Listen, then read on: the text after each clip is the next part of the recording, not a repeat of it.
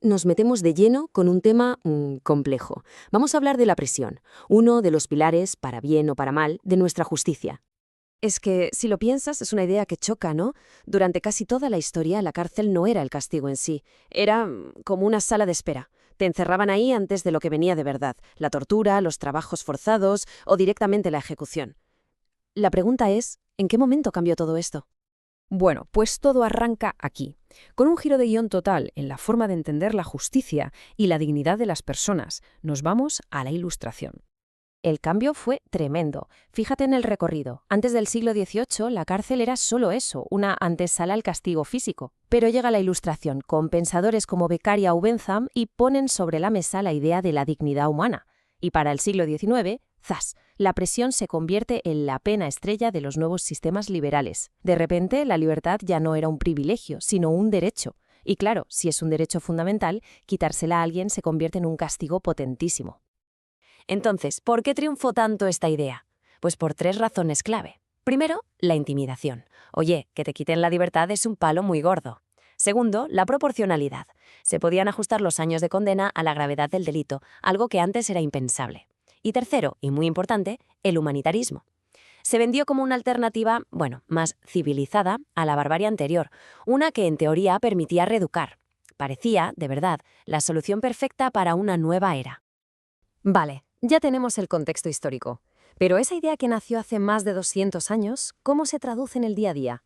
Vamos a aterrizarlo y a ver cómo funciona el sistema aquí, en España.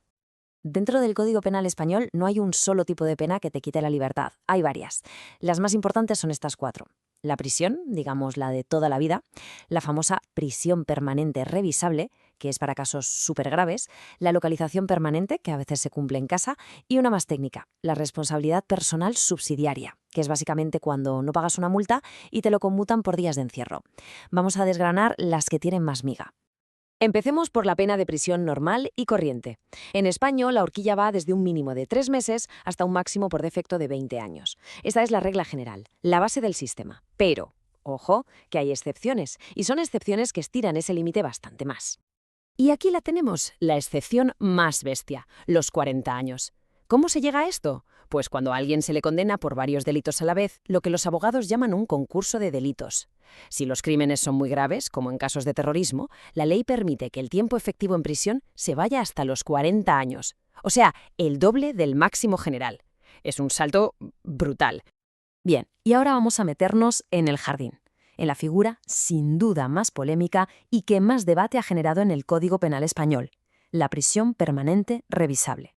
A ver, ¿qué es esto exactamente? Pues es una condena que no tiene una fecha de fin fija, es de duración indeterminada.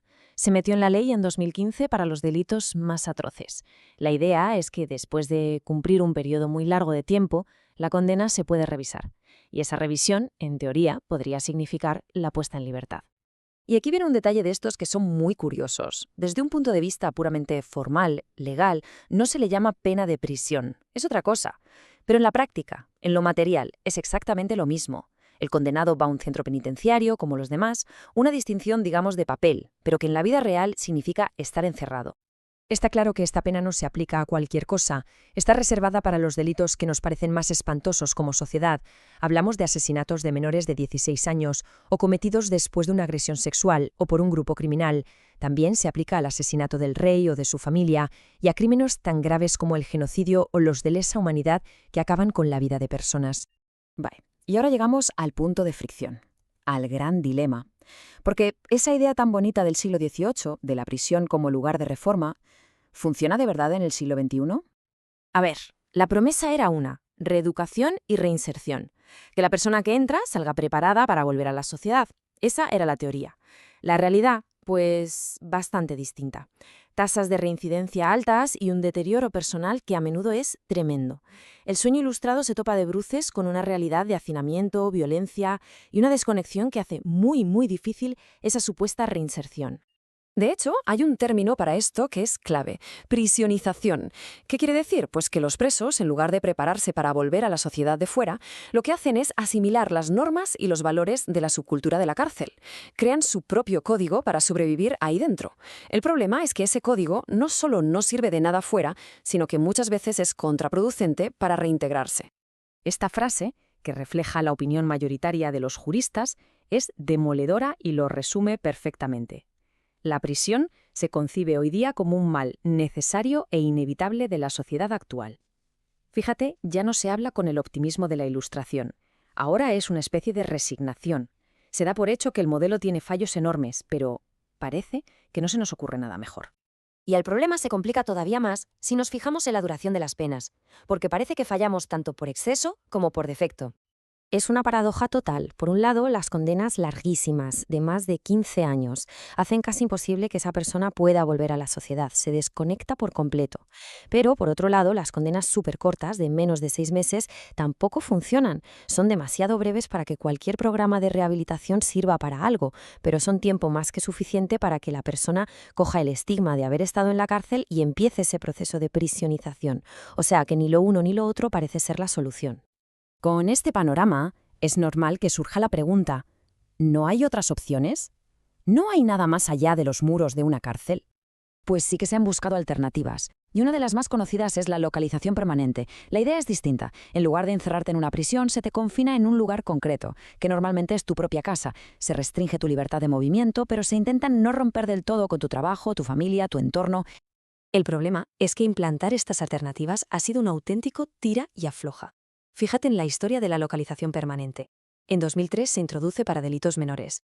En 2010 se amplía mucho su uso, en una clara apuesta por buscar otras vías.